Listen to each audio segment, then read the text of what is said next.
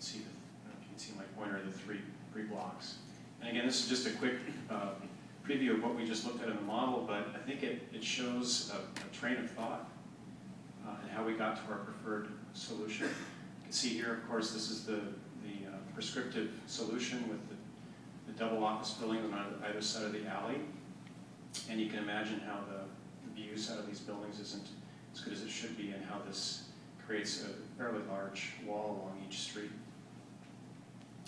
And then moving to pushing some of the floor area from one half of the block to the other half, creating these 37-story towers on half blocks with 6-story buildings on the other half.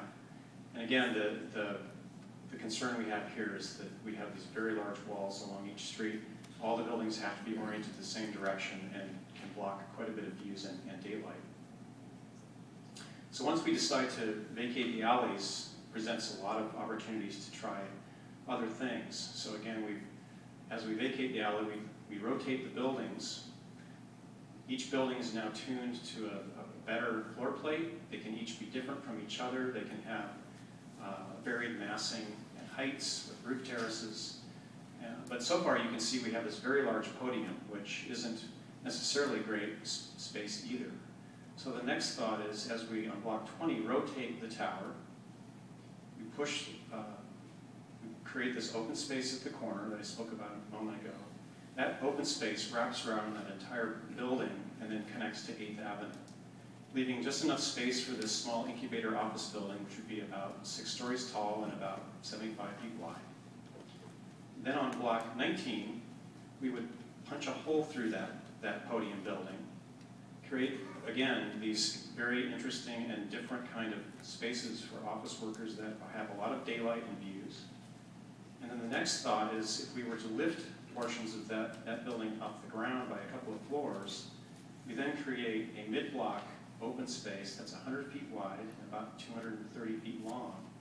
We see this as a very exciting open space that could serve for performances, other gatherings.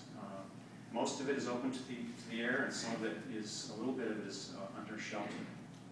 And then last, on block 20, this block has the piece that's very different than any of the other components, which is that gathering space, that 2,000-seat auditorium, mixed use. They see it being used for a lot of different purposes, for gatherings of all kinds. We've purposely pushed that building away from this office tower, creating another public open space that goes all the way from 6th to 7th. It's about 50 feet wide. And you can imagine in this gathering space a pre-function spine along this end of the building and along 7th Avenue that on nice days could open out into this courtyard, making this courtyard a very active public space.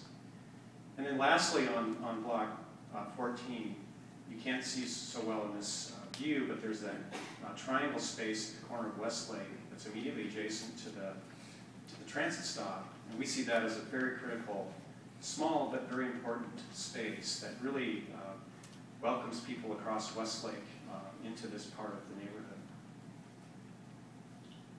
Now, we've gone through this in part and piece, I think, and trying to describe all of the different kinds of buildings and open spaces, but in the end, we hope that what we create here is a sum that's greater than its parts. Our client has repeated over and over again, they don't want to create a corporate headquarters. What they really want to be is good neighbors and really enhance the neighborhood. So that's the primary goal.